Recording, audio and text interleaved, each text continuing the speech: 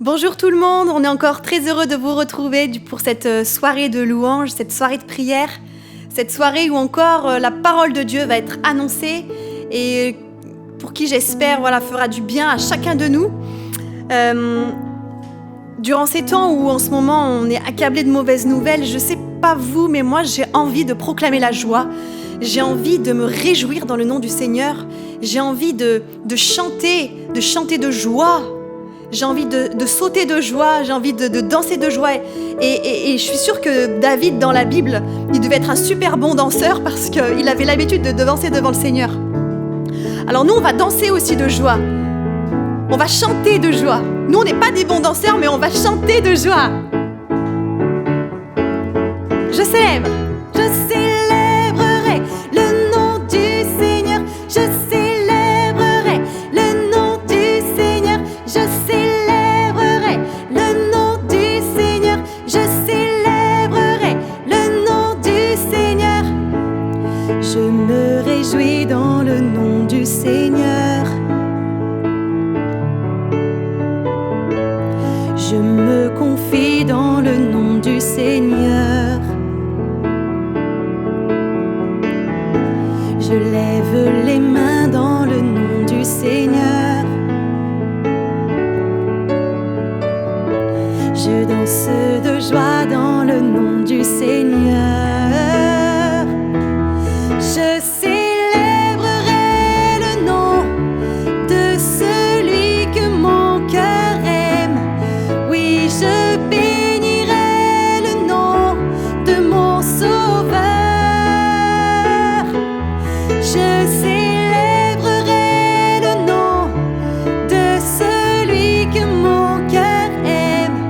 Oui, je bénirai le nom du Seigneur.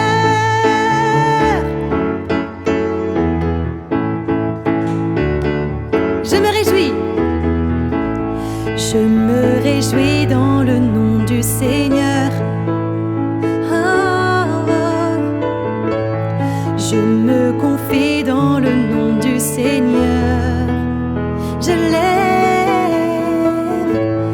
lève les mains dans le nom du Seigneur.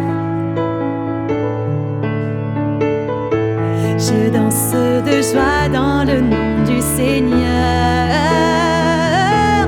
Je célébrerai le nom de celui que mon cœur aime.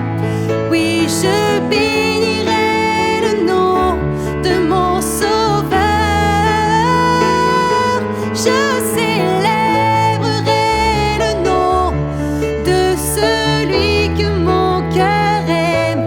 Oui, je bénirai le nom du Seigneur, du Seigneur.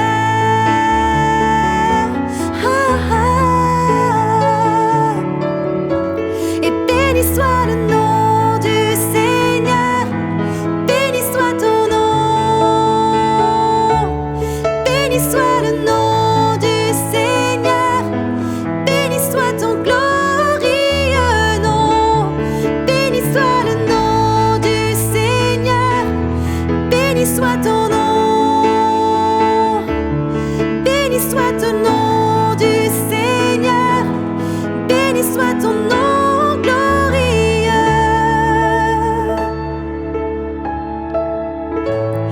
Béni soit ton nom, là où tu donnes l'abondance et déverses ta bienveillance. Béni soit ton nom. Et béni soit ton nom quand ma vie traverse un désert, quand je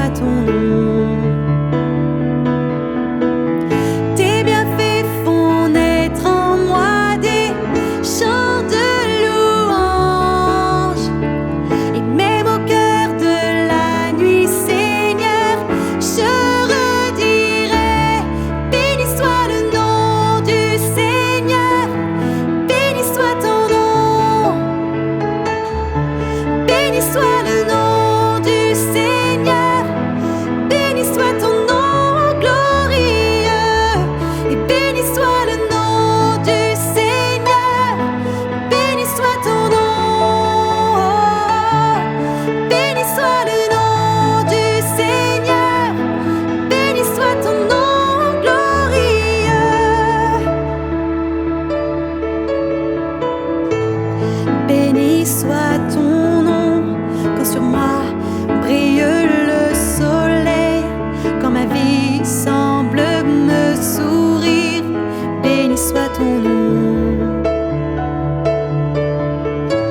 Et béni soit ton nom sur la route semée de souffrance. S'il m'en coûte d'offrir ma louange, béni soit ton nom.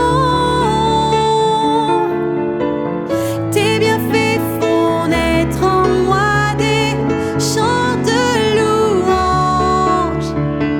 Et même au cœur de la nuit, Seigneur, je redirai, béni soit le nom du Seigneur, béni soit ton nom, béni soit le nom du Seigneur, béni soit ton nom glorieux, béni soit le nom du Seigneur, béni soit ton nom, béni soit le nom du Seigneur, béni soit ton nom glorieux, béni soit le nom, et béni soit ton nom,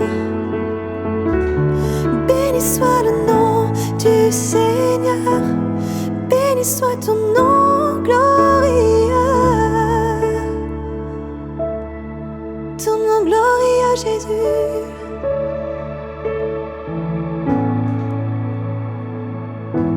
Je veux redire,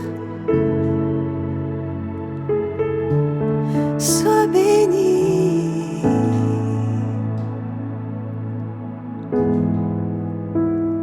C'est vrai, même dans la souffrance, je veux dire béni soit ton nom. Oh, combien c'est dur.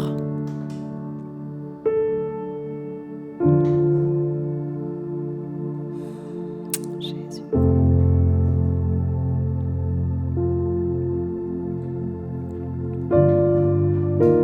Seigneur, quand on se retrouvera devant toi, je serai tellement ébahie de ta merveille, je serai tellement émerveillée. Ce chant le dit, ébloui devant toi. Et nous allons nous tenir éblouis devant le Seigneur. Soyons éblouis devant le Seigneur parce qu'il est vraiment grand. Il est vraiment grand, il peut tout. Ce soir, réalise et accepte que Dieu peut tout, que Dieu peut tout changer, qu'il est le Dieu du miracle.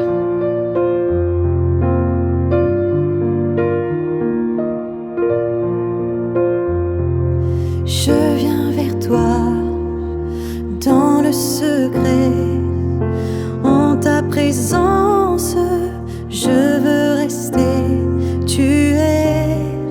Tu seras toujours là.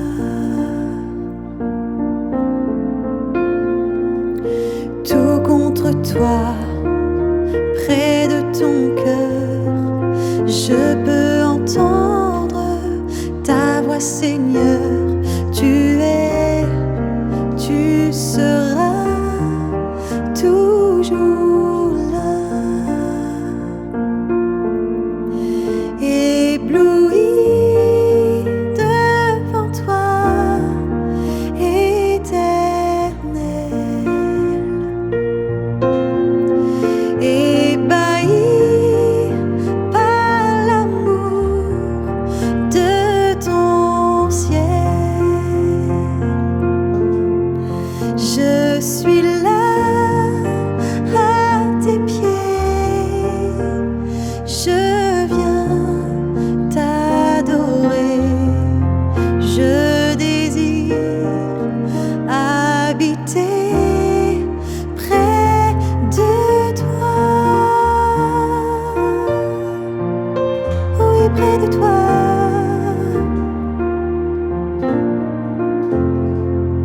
Je vois ton bras et je sens ta main. Tu me protèges, tu me soutiens. Tu es et tu seras toujours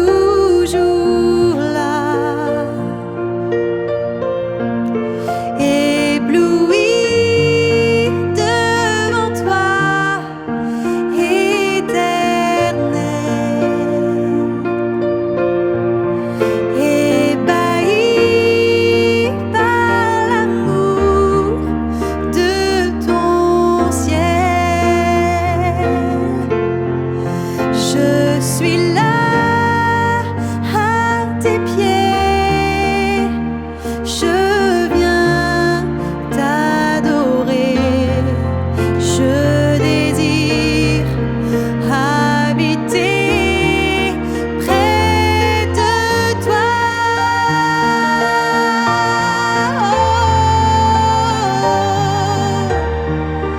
Habiter près de toi, Jésus. C'est là que je suis bien près de toi, toi qui peux tout.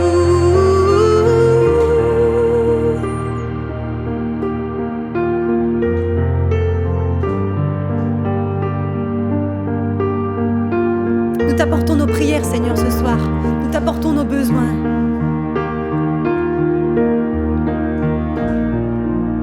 Tu es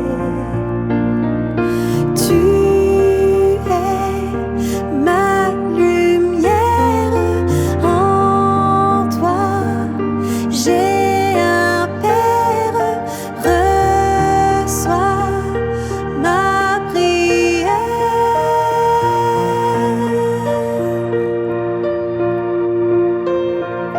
Tu es ma lumière, en toi j'ai un Père, reçois ma prière. Oh, tu es ma lumière, en toi j'ai un Père, reçois ma prière.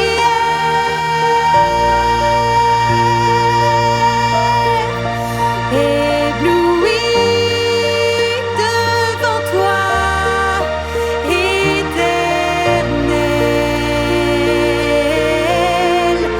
ébahi par l'amour de ton ciel. Je suis là à tes pieds, je viens t'adorer, je désire habiter près de toi, habiter près de toi. C'est ce que je désire, habiter près de toi, Seigneur.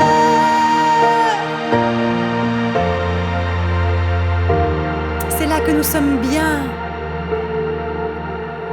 C'est là que nous sommes bien, Seigneur Jésus.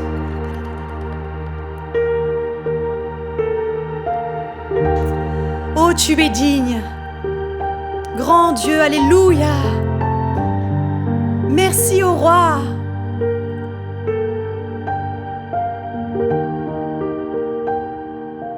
Je veux célébrer la victoire. On va célébrer la victoire. On va célébrer la victoire du Tout-Puissant. Pas juste du puissant, du Tout-Puissant. Celui pour qui tout est accompli. Il a tout accompli. Celui qui a pu tout faire. Celui qui a pu triompher de la mort. On va célébrer cette victoire. L'autorité de Christ, on va la déclarer.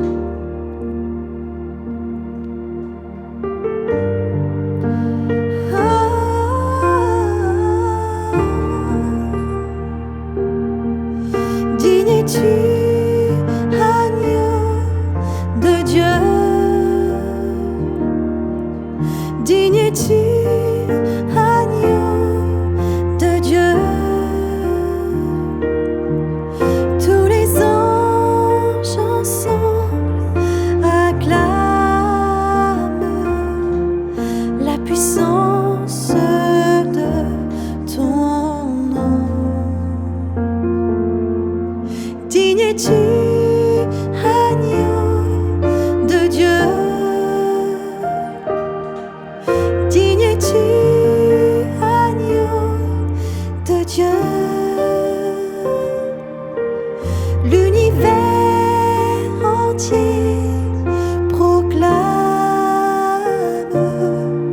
la beauté de ton saint nom. Dieu de gloire, je t'adore. Ton nom s'élève en majesté de mes lèvres. Je célèbre ta victoire, ton règne, ton autorité. Digne es-tu, agneau de Dieu. Digne es-tu, agneau de Dieu.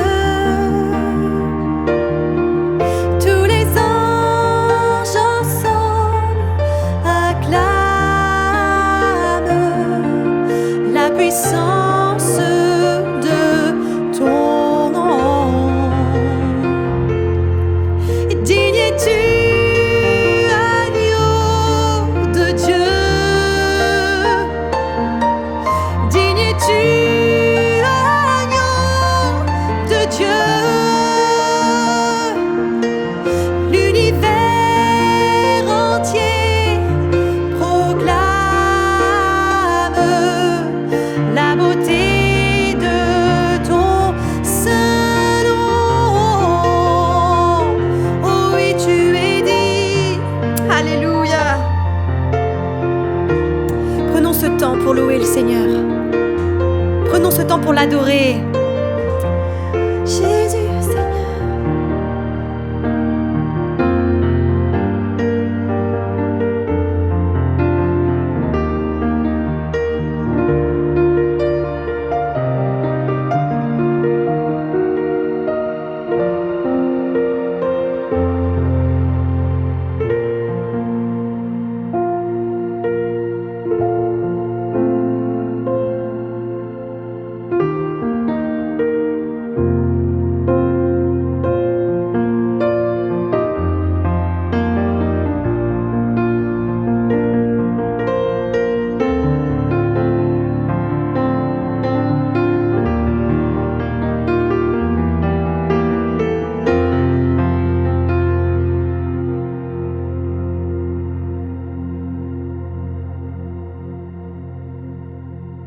Que toute la gloire te revienne, Jésus. Que toute la gloire te revienne, Seigneur.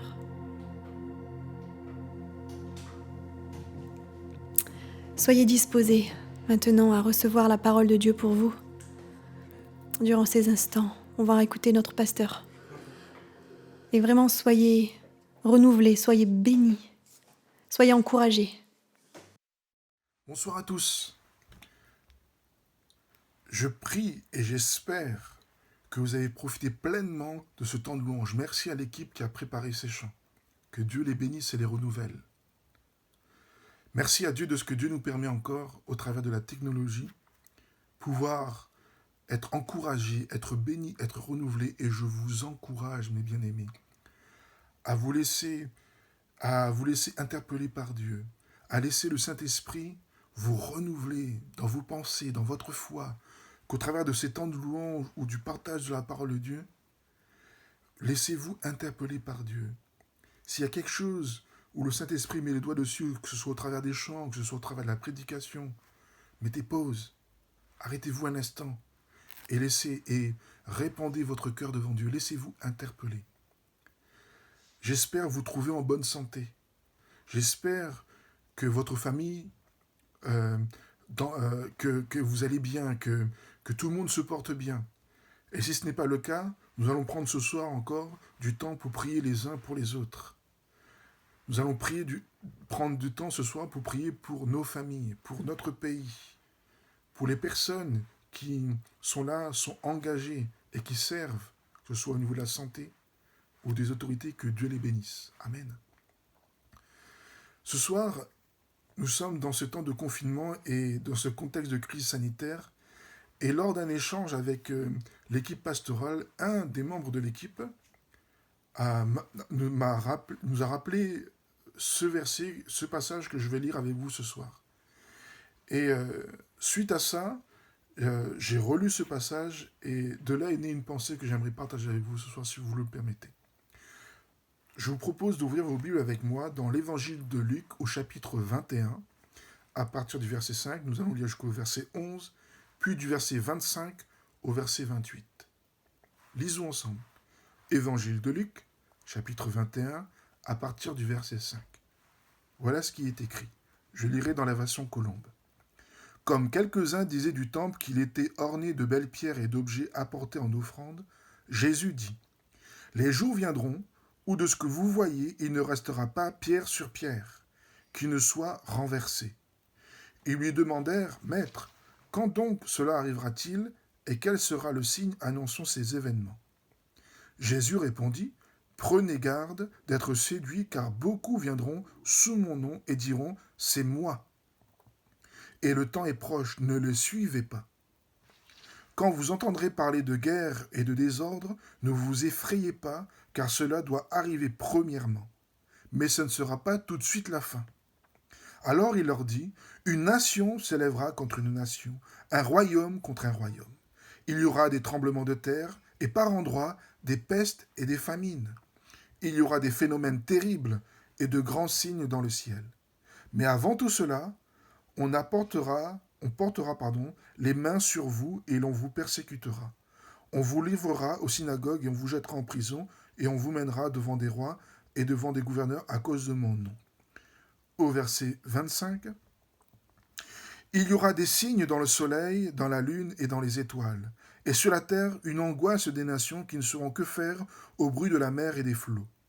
Les hommes rendront l'âme de terreur dans l'attente de ce qui surviendra pour la terre, car les puissances des cieux seront ébranlées. Alors on verra le Fils de l'homme venir sur une nuée avec beaucoup de puissance et de gloire. Quand cela commencera d'arriver, redressez-vous et levez la tête, parce que votre délivrance approche. Amen. Je vous propose de vous recueillir un instant et nous allons ensemble invoquer notre Dieu. Père, voici, j'ai lu ta parole et je prie maintenant pour que le Saint-Esprit saisisse toute personne qui regardera cette vidéo. Que tu agisses, que tu enseignes, que tu encourages, que tu renouvelles. Je prie maintenant pour que le Saint-Esprit soit sur ma vie encore, pour lorsque je vais parler, que mes propos soient clairs, intelligibles, mais surtout, Seigneur, qu'il y ait une action de puissance et d'esprit maintenant. Alléluia. Amen. Dans la lecture que nous avons faite, la première partie, il nous est dit au verset 5, « Comme quelques-uns disaient du temple qu'il était orné de belles pierres et d'objets apportés en offrande, Jésus dit, les jours viendront où malheureusement, il ne restera pas pierre sur pierre qui ne soit renversé. » Il y a un contraste saisissant entre les propos de Jésus et les disciples. Alors que les disciples étaient là en train de s'extasier devant le temple de Jérusalem, Jésus annonce sa destruction qui sera malheureusement réalisée par les armées romaines en l'an 70 après Jésus-Christ. Jésus veut faire porter les regards des disciples ailleurs, pas uniquement sur la beauté architecturale et passagère du temple. Il veut préparer les disciples à ce qu'ils vont rencontrer. Et combien plus, à plus forte raison maintenant, ces paroles nous parlent, vu le contexte dans lequel nous vivons. Jésus va faire tout un énoncé de signes précédant son retour. Je t'invite à prendre le temps de relire ce chapitre chez toi. Ce sont des signes terribles. Certains concernent en particulier le peuple d'Israël et la ville de Jérusalem.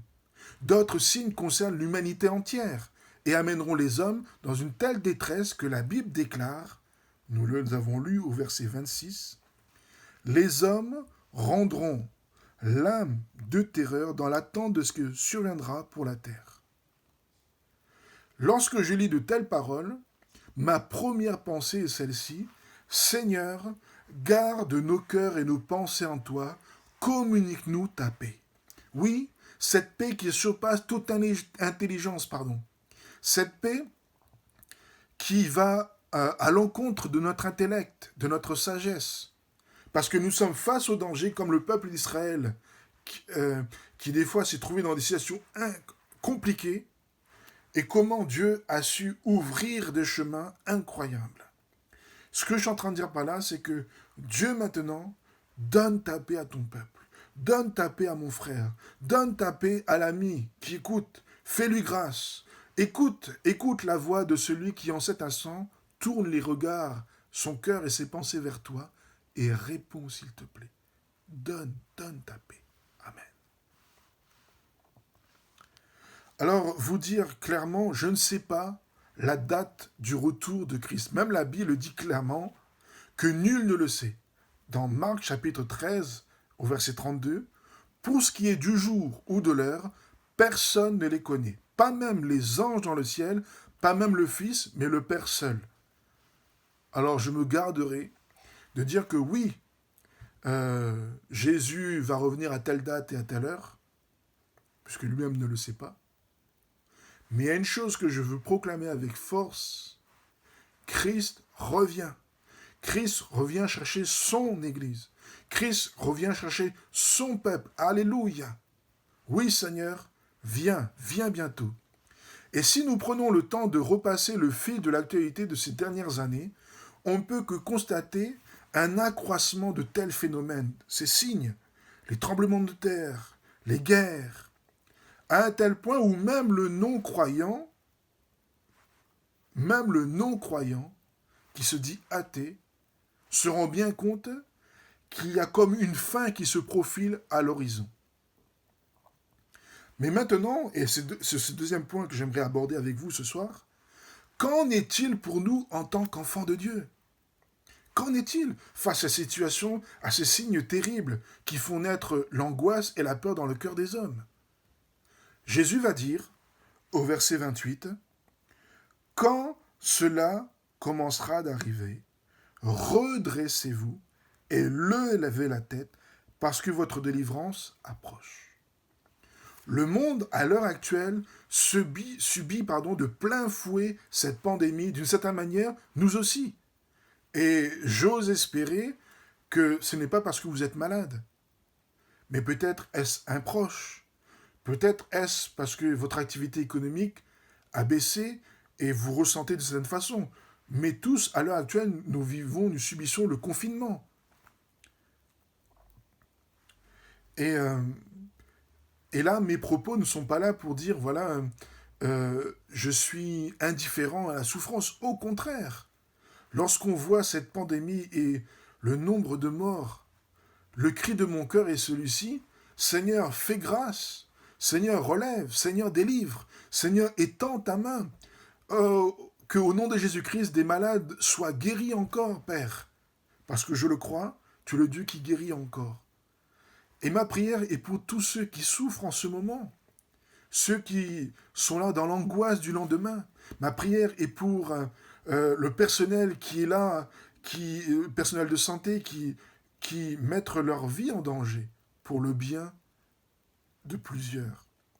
Oui, Seigneur, je ne suis pas indifférent à ces personnes qui souffrent. Mais au contraire, Dieu bénit toutes les personnes qui contribuent au fonctionnement de ce pays.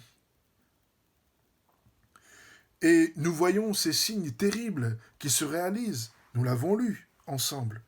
Au verset 11, « Il y aura de grands tremblements de terre et par endroits des pestes et des famines.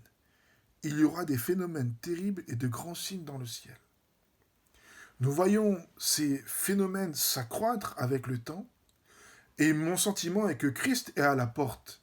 C'est-à-dire que il va bientôt paraître. Il n'est pas là au fond d'une pièce, ou assis sur son trône, mais il est à la porte.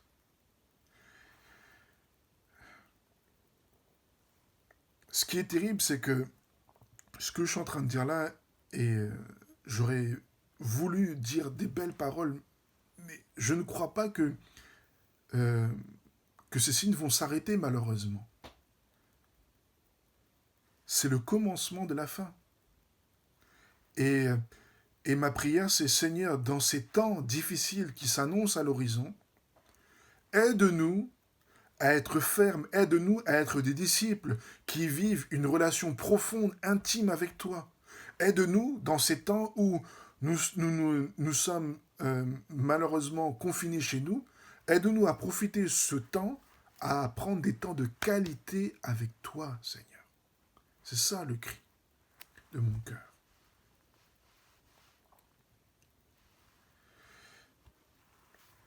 Donc je disais au verset 28, il dit ceci, quand cela commencera à arriver, redressez-vous, et levez la tête. Redressez-vous. C'est une invitation à ne pas se laisser accabler par les circonstances, mais aussi à redresser ce qui est tordu. Je vais m'expliquer par la suite. Mon frère, ma soeur, peut-être en ce moment tu vis des moments difficiles. Peut-être tu es écrasé par tes fardeaux. Mais j'aimerais te dire, viens à Jésus, comme il nous a lancé cette invitation dans l'évangile de Matthieu, chapitre 28, si je ne me trompe pas. Venez à moi, vous tous qui êtes fatigués et chargés, et je vous donnerai du repos. Je pense que je me suis trompé dans la référence. Mais ce qui est essentiel à retenir, c'est ceci. Venez à moi, vous tous qui êtes fatigués et chargés, et je vous donnerai du repos. Mon frère, ma soeur, c'est une invitation à ne pas te laisser accabler, mais à te redresser. Je disais aussi, cette invitation peut-être à redresser ce qui est tordu. Dans le sens, quelque chose qui est tordu, c'est quelque chose qui, normalement, devrait être droit. Vous êtes d'accord avec cela? Donc, à redresser, à retrouver cet état initial, ou en tout cas, le bon état. Dernièrement, je lisais le témoignage d'un pasteur, un ami à moi que je connais, qui a eu le coronavirus. Il décrivait comment il a failli y passer, clairement, malheureusement. Mais comment Dieu lui a fait grâce et combien ses enfants, parce que malheureusement son épouse aussi a été touchée, comment ses enfants, des adolescents, ont pu prendre soin de lui, comment le personnel de santé a pu prendre soin de lui. Il éprouvait vraiment de grandes difficultés. Mais par la grâce de Dieu, il est guéri maintenant et il retrouve petit à petit les forces. Et merci Seigneur, Dieu a posé sa main sur son serviteur et sur sa servante. Mais il y a quelque chose qui m'a marqué dans ce retour, dans ce témoignage qu'il a donné. Il a dit ceci, « Aimons-nous vivants ». Peut-être est-ce le temps pour toi, hein, mon frère, ma sœur, de redresser ce qui est tordu. Peut-être est-ce le moment pour toi de redresser les choses qui ne vont pas dans ta famille. Est-ce que nous réalisons que Dieu nous accorde encore le souffle de vie et que ces moments sont propices pour redresser ce qui est tordu?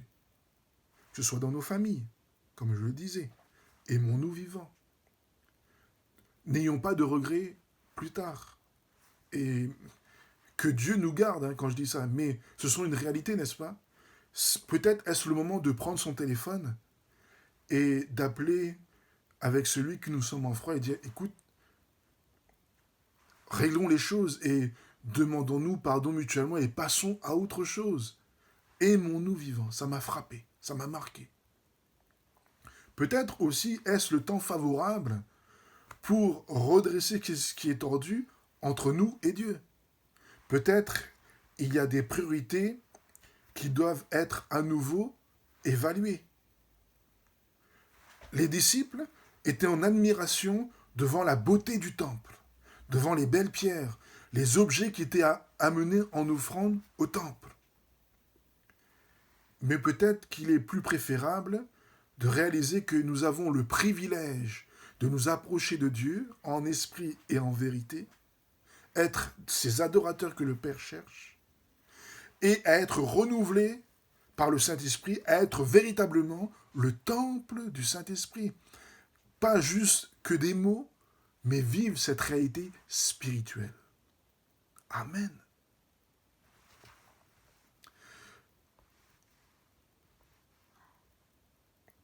Ensuite, Jésus va dire ceci, redressez-vous et levez la tête. le fait de se redresser suppose que c'est le corps entier qui est là, qui s'élève.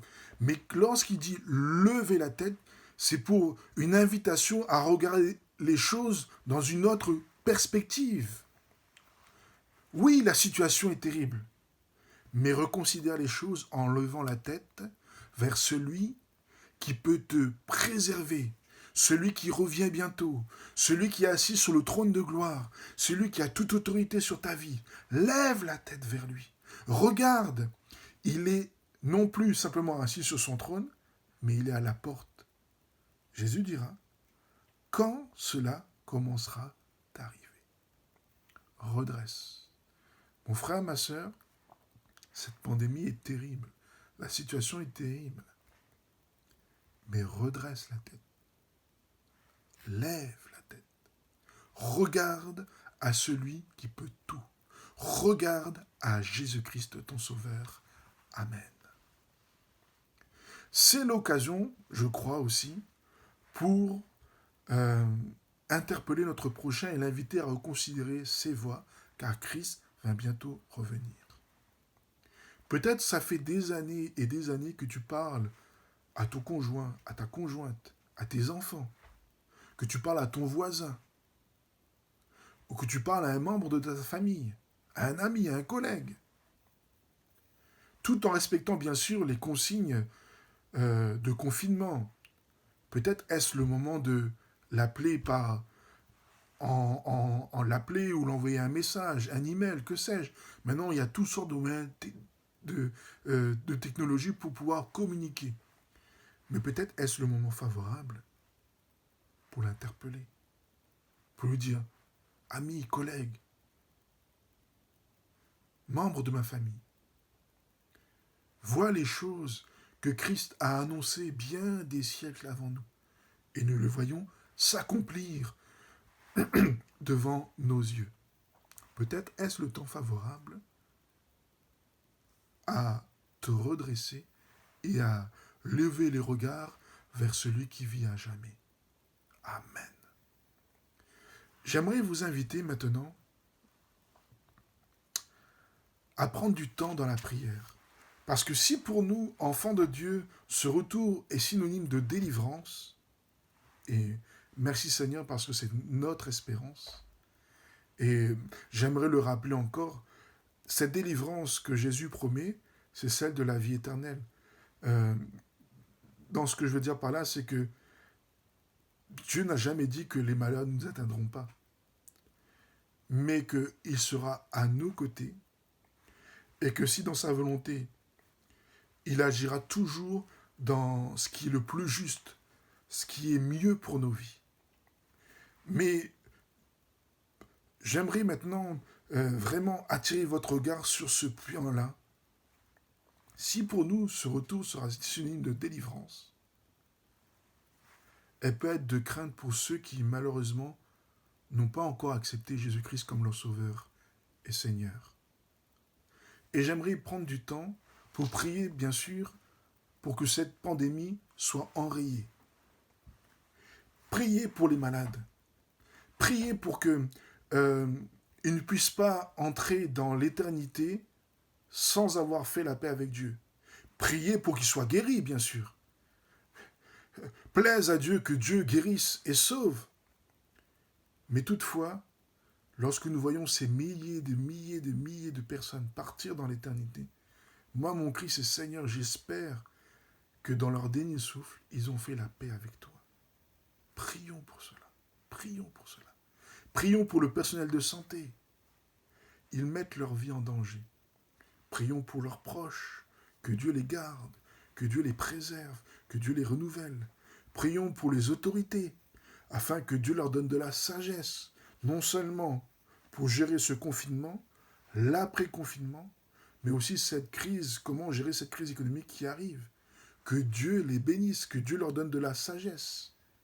Mais oui, mon plus grand sujet de prière, c'est Seigneur, qu'au travers de ces moments, qu'un plus grand nombre se tourne vers toi. Peut-être toi qui vois cette vidéo, c'est le temps favorable pour toi pour s'engager avec Dieu. Amen. Je vous invite à vous recueillir un instant et on va prier ensemble, si vous le voulez bien.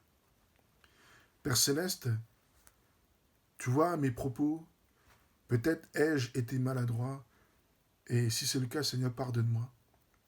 Mais je prie maintenant pour ceux et celles qui souffrent, pour ceux et celles qui vivent cette maladie d'une façon difficile et dure. Je crie vers toi afin que tu étendes ta main et que tu les relèves au nom de Jésus. Je prie maintenant afin que tu bénisses leur famille. Je prie maintenant pour ceux qui en ce moment tournent les regards vers toi, entends leurs prières et exauce du haut des cieux. Père, je veux te prier pour les familles de nos frères et sœurs qui en ce moment souffrent de cette maladie. Père, au nom de Jésus, étends ta main. Je te prie pour nos frères et sœurs qui sont atteints dans leur corps, que ce soit de cette maladie ou tout autre. Père, au nom de Jésus, glorifie ton nom et manifeste-toi. Seigneur, je veux te prier pour le personnel de santé, étends ta main. Bénis, Seigneur, chacun d'entre eux. Bénis les autorités, donne-leur de la sagesse, donne-leur de l'intelligence. Oh Dieu, aide-les à faire les bons choix. Je veux te prier pour mes frères et sœurs de l'église, de voisins. Bénis-les, encourage-les. Oh, au travers de ces moments, qu'ils aient une révélation nouvelle de ta personne. Bénis-les au travers de la lecture de ta parole. Là où, Seigneur, il y a des difficultés particulières, pose ta main, Père, au nom de Jésus. Bénis ton peuple, Seigneur. Bénis ton Église, Jésus. Amen.